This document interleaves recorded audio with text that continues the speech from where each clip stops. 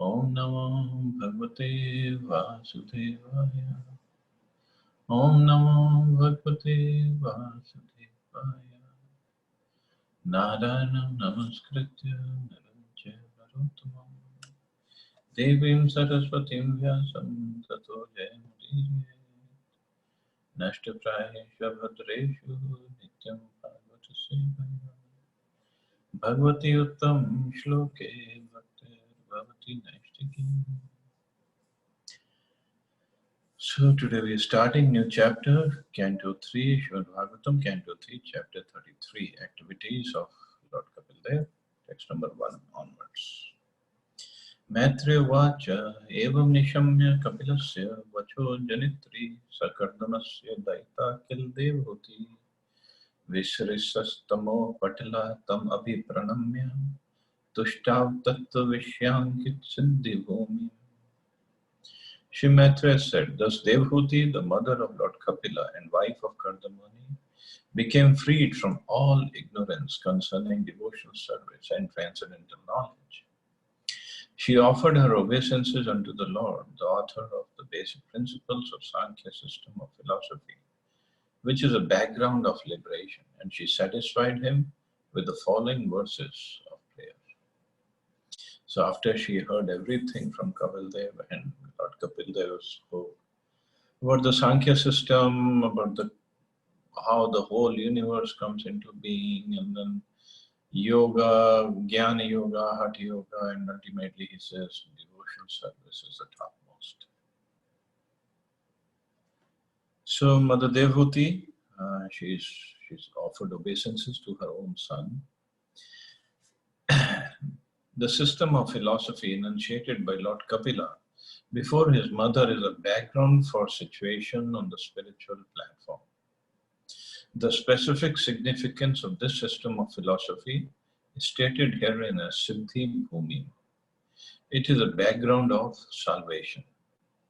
People who are suffering in this material world because they are conditioned by the material energy can easily get freedom from the clutches of matter by understanding the Sankhya philosophy, enunciated by Lord Kapila. By this system of philosophy, one can immediately become free, even though one is situated in this material world. This stage is called Jivan Mukti. This means that one is liberated even though one stays with his material body. That happened for Devahuti, the mother of Lord Kapila, and she therefore satisfied the Lord by offering her prayers. Anyone who understands the basic principle of Sankhya philosophy is elevated in devotional service and becomes fully Krishna conscious or liberated even within this material world. So this is how powerful this Sankhya philosophy that we studied over past so many days, that this is the basis, this is a background for the situation on the spiritual platform. So spiritual platform is not something for sentimentalists. Sankhya philosophy is that the knowledge is the basis actually.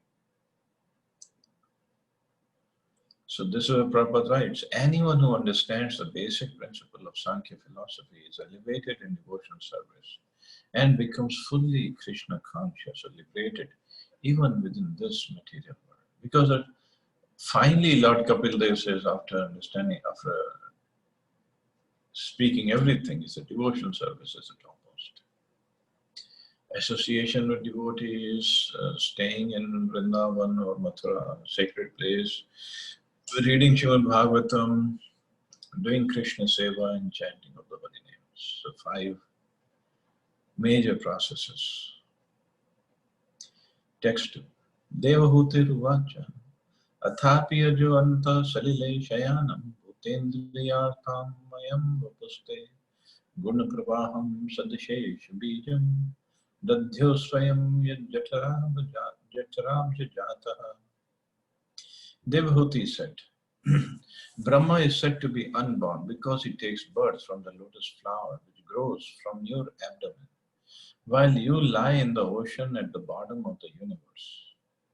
But even Brahma simply meditated upon you, whose body is a source of unlimited universes. Brahma is also named Aja. Aja means he who is unborn. Whenever we think of someone's birth, there must be a material father and mother. For thus one is born. But Brahma, being the first living creature within this universe, was born directly from the body of the Supreme Personality of Godhead, who is known as Garbhodakshaya Vishnu. The Vishnu form lying down in the ocean at the bottom of the universe. Devahuti wanted to impress upon the Lord that when Brahma wants to see him, he has to meditate upon him. You are the seed of all creation, she said. Although Brahma was directly born from you, he still has to perform many years of meditation, and even then, he cannot see you directly face to face. Your body is lying within the vast water at the bottom of the universe, and thus you are known as Garbhodakshaya Vishnu. So even Brahmaji cannot just openly, so why she is saying that, we'll see in the next verse. But she is saying even Brahmaji, first person of the universe, who is directly born from you, he has to meditate upon you. He cannot just directly go and see you. The nature of the Lord's gigantic body is also explained in this verse. That body is transcendental, untouched by matter. Since the material manifestation has come from his body therefore existed before the material creation. The conclusion is that the transcendental body of Vishnu is not made of material elements. The body of Vishnu is the source of all other living entities as well as the material nature, which is also supposed to be the energy of the Supreme Personality of Godhead. Devahuti said, you are the background of the material manifestation and all created energy. Therefore, you are delivering me from the clutches of Maya by explaining the system of Sankhya philosophy is not so astonishing.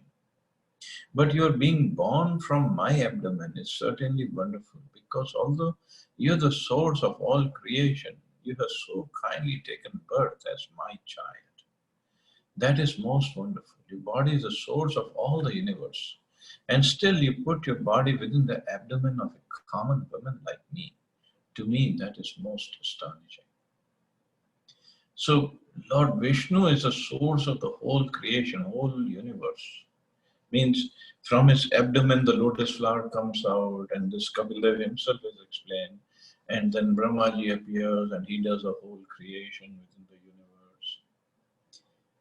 So, and Lord Vishnu is a background of the material manifestation, means everything rests upon him.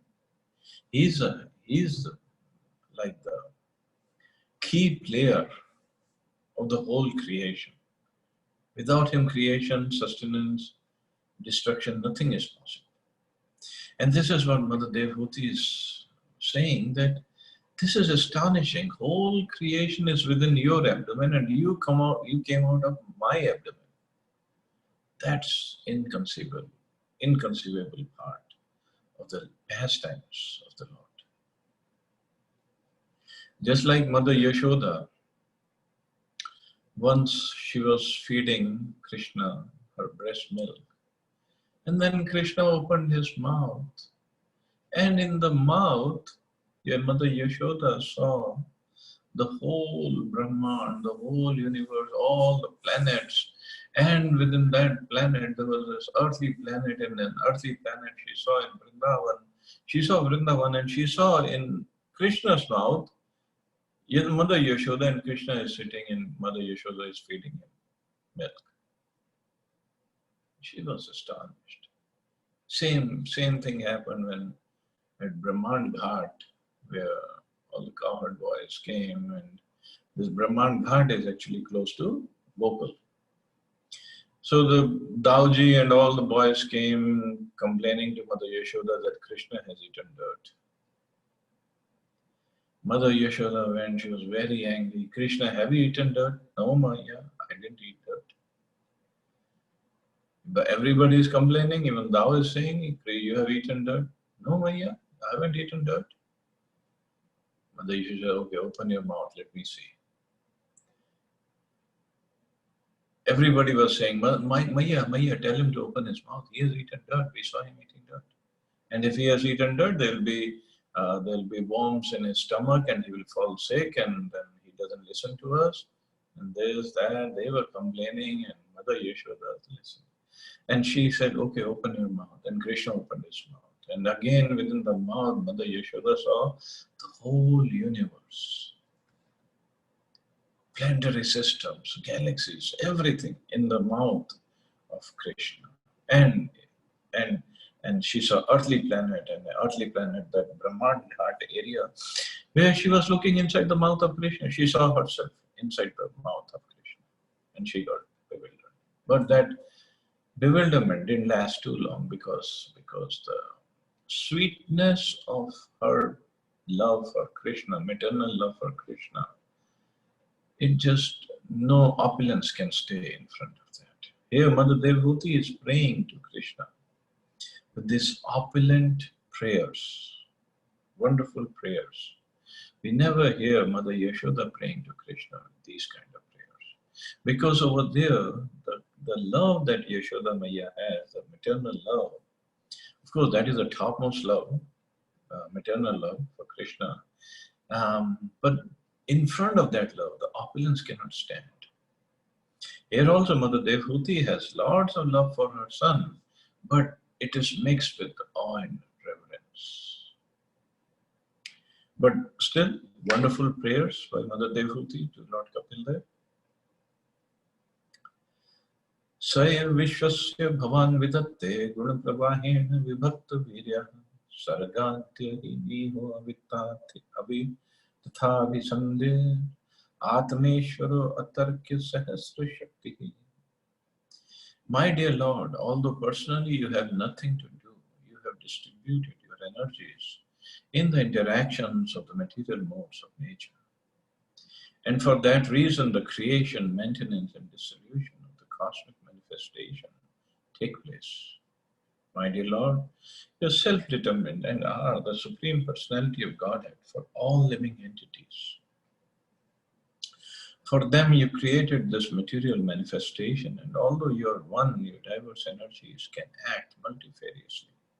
This is inconceivable to us. So you have distributed your energies, and for that reason the creation, maintenance, dissolution of the cosmic manifestation takes place. You are self-determined and the Supreme Personality of Godhead for all living entities. For them you created this material manifestation, and although you are one, your diverse energies can act multifariously, and this is inconceivable to us. It's amazing how the whole creation, maintenance, destruction, the whole universe, and not just one universe, all the universes, all the material creation takes place, and again the creation takes place, and again the maintenance has to be taken care of.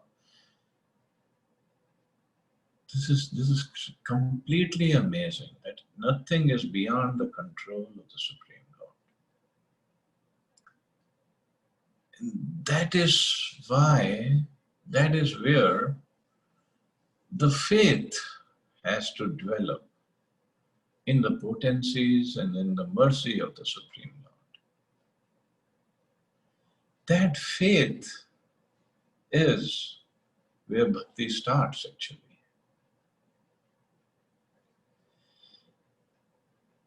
That faith is a beginning of our surrender. That Krishna will protect me.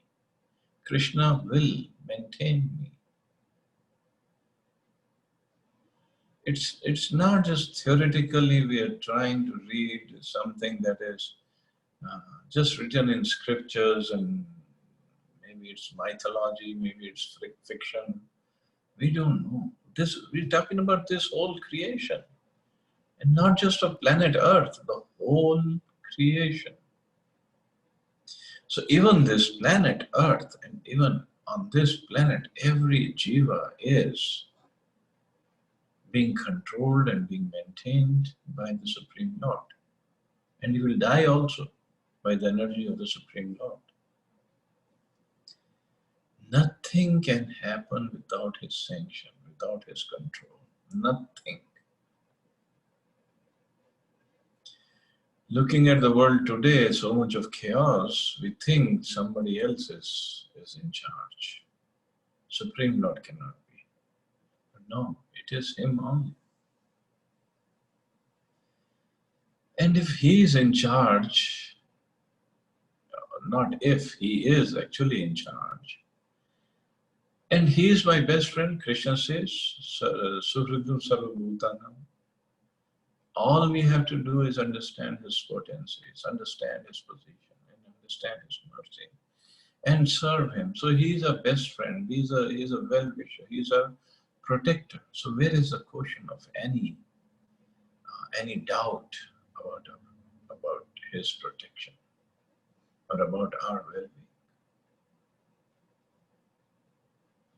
The body is gonna dwindle and vanish anyway. He is definitely gonna protect the soul, the consciousness, maybe body also in some cases, right? As he desires, as he wishes. But there should not be any doubt in that case. That's the faith we have to develop. The statement made in this verse by Devahuti that the absolute truth has many diverse energies, although he personally has nothing to do, is confirmed in the Upanishads. There is no one greater than him or on an equal level with him. And everything is completely done by his energy, as if by nature. It is understood herein, therefore, that although the modes of material nature are entrusted to different manifestations, like Brahma, Vishnu, and Shiva, each of whom is particularly invested with different kinds of power, the Supreme Lord is completely aloof from such activities. Devahuti is saying, although you personally are not doing anything, your determination is absolute. There is no question of your fulfilling your will with the help of anyone else besides yourself. You are in the end the Supreme Soul and the Supreme Controller. Your will therefore cannot be checked by anyone else. The Supreme Lord can check others' plans, as it is said, man proposes and God disposes. But when the Supreme Personality of Godhead proposes, that desire is under no one else's control. He is absolute. We are ultimately dependent upon Him to fulfill our desires, but we cannot say that God's desires are also dependent. That is His inconceivable power. That which may be inconceivable for ordinary living entities is easily done by Him. And in spite of His being unlimited, He has subjected Himself to being known from the authoritative scriptures like the Vedic literatures. As it is said, Shabda Mulatvat, He can be known through the Shabda Brahma or Vedic literature. Another wonderful point Prabhupada is making. He has inconceivable powers, He has inconceivable energies, and His whole creation, maintenance, all His activities are inconceivable. But He has subjected Himself to being known from the authoritative scriptures. So scriptures, we can say they are limited. I mean, limited in the sense, the books are limited. A few pages. Bhagavatam has 18,000 shlokas. But in 18,000 shlokas, the unlimited is described in these shlokas. Other day I was driving by a small church in this area. I wish I had stopped and taken a picture, but I was just going. And there was a nice sign outside the church. It said, "We are small, but we are worshipping the unlimited." And it was a beautiful sign. It's a very, very small church, very small building. But that's what it said. We are small, but we are worshipping the unlimited. So idea is they're asking everybody to come in. Why is the creation made? Since the Lord is the Supreme Personality of Godhead for all living entities, He created this material manifestation for those living entities who want to enjoy or lord it over material nature. As a supreme Godhead, he arranges to fulfill the various desires. It is confirmed also in the Vedas. Eko bahunam yavidadhati kama. The Supreme One supplies the necessities of the many living entities. There is no limit to the demands of the different kinds of living entities. And the Supreme One, the Supreme Personality of Godhead alone, maintains them and supplies them by his inconceivable energy. So he is one, but he can maintain unlimited living entities and fulfill their unlimited desires. That's a potency. Can any leader on this planet Earth or the demigods or even Brahmaji, can he supply unlimited amounts to fulfill the unlimited desires of the unlimited living entity? Even he can't. Only Krishna can. That's his opulence, one of the opulences. Svatvam bhritame jatarena natha katham nu yasyutar etad asit vishvam yugante vadapatra ekah shete sma maya shishrangri panaha.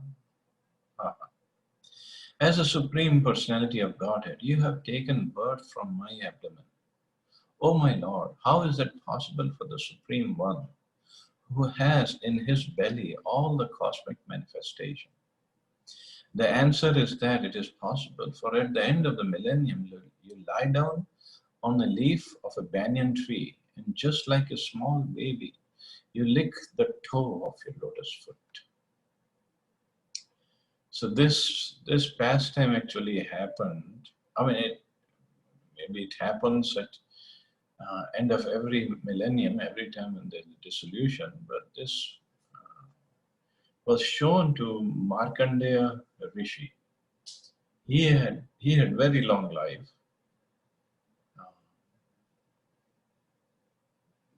Very, very long life, I think. Many millenniums of Brahmaji, or many days of Brahmaji. So he desired to see, first he wanted to see the power of dissolution. So Krishna, in that story also comes in Srimad Bhagavatam later on. So Krishna showed him how the dissolution takes place.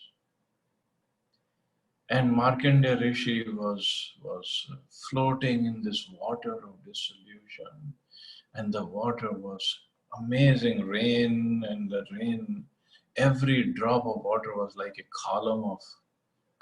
big column, that's how the big drops were. The whole universe was flooded, and Markandeya Rishi was floating on this water, somehow trying to hang on.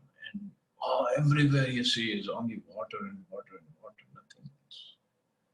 And then finally he saw a banyan tree, and somehow he swam towards the banyan tree, and he hung on to the banyan tree. And then he saw on one of the leaves of the banyan tree, he saw a little baby, beautiful little baby, dressed with, he had lots of ornament, jewels, and he was sucking on to his toe of his I think left foot, big toe of his left foot, and he was sucking on those. And he was smiling. Babies, when they're sucking their toes, I guess they like it very much. So he was smiling. So this is what Mother Devahuti is remembering, and she is recalling that pastime. At the time of dissolution, the Lord sometimes appears as a small baby lying on a leaf of a banyan tree, floating on the devastating water. Therefore, Devahuti suggests you lying down within the abdomen of a common woman like me is not so astonishing.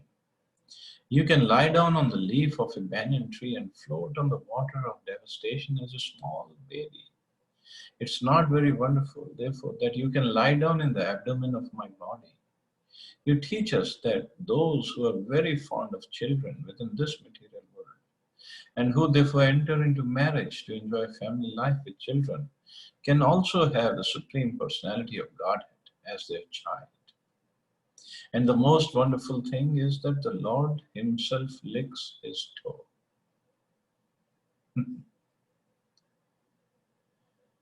And Prabhupada gives the explanation why he was licking his toe. Since all the great sages and devotees apply all energy and all activities in the service of the lotus feet of the Lord, there must be some transcendental pleasure in the toes of his lotus feet. The Lord licks his toe to taste the nectar for which the devotees always aspire. Sometimes the Supreme Personality of Godhead himself wonders how much transcendental pleasure is within himself, and in order to taste his own potency, he sometimes takes the position of tasting himself. Lord Chaitanya is Krishna himself, but he appears as a devotee to taste the sweetness of the transcendental mellow in himself, which is tasted by Srimati Radharani, the greatest of all devotees. So Prabhupada gives the explanation that all the sages and all the devotees all over the millions and trillions of universes, they're serving your lotus feet. And you are licking the toe of your own foot to taste the nectar that the devotees receive by serving your lotus feet. So you yourself are trying to taste that nectar. So this is the most wonderful, most astonishing thing. And this is what Devahuti is saying. Well, so then it is not so astonishing that you can take birth from my abdomen. You yourself are in the water of devastation. You are floating on that banyan leaf, sucking onto your own toe. So you can do anything you want. You are supremely independent.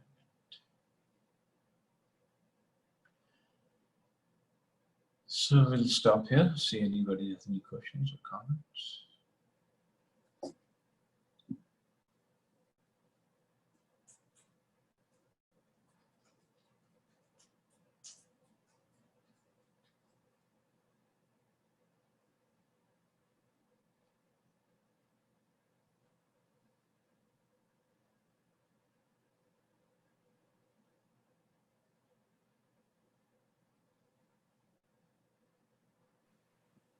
Thank you, Prabhuji. Thank you, Mata. Prabhuji, nice quote you were mentioning that in front of church, which you must have read. It was beautiful. I wish I had stopped. Sometimes you cross these kinds of. Yeah. Once I have also read in one out of the colonies के gates होते हैं ना Prabhuji जो लगाए होते हैं RWA ने. So the hoarding they were putting it कि अगर इस कॉलोनी के अंदर लोग अपनी बढ़ाई करना और दूसरों की बुराई करना छोड़ दें तो ये बहुत शांतिपूर्वक कॉलोनी होगी. Yeah. I said nicely.